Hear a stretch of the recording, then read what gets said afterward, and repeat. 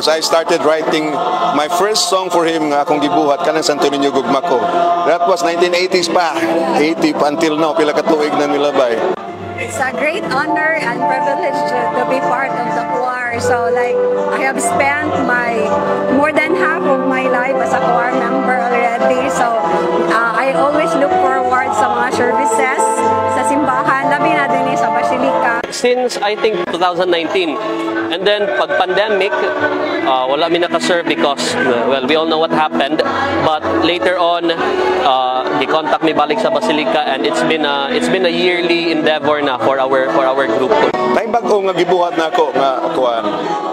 Ang Santo Niño akong gugma, ang kasing-kasing kudawata, ayawin taon ikaw Diyos. So kana bang na kay mga gibati nga problema, sangpit lang yun. There's something in the Santo Niño that draws the Cebuanos to him.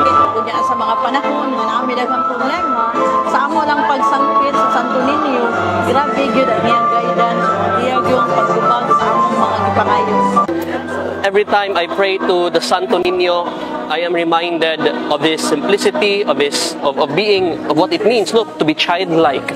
Ang paglaom ko ninyo kay siya ang akong gabay sa akong yung pagpanaw sa akong simbahan.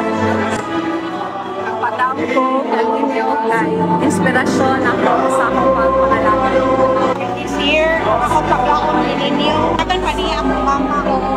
Alapang pag-yun akong mama hangtod mahuman ang tuig. Bisan karon lang ang tuig. Ang paglaom nako kay nga makapadayon mi sa pagserbisyo. Mo-grow ang amuang community, ang group, among choral group, and mo-grow sad mi sa amuang spirituality. Si Santo Niño, ang paglaom ko kay si Santo Niño, siya gyud ang tinubdan sa tanan. Laong nga ang kanang mga tao nga na problema, magagaan sa puso, lahutay at pagayon sa kinabuhi sa isang pasok na problema. Lagi paglaong sa tanan. Kinabuhi ko, unsa ko karon, ang musika nako, siya ang musika ko. Si Senior, para sa mga choir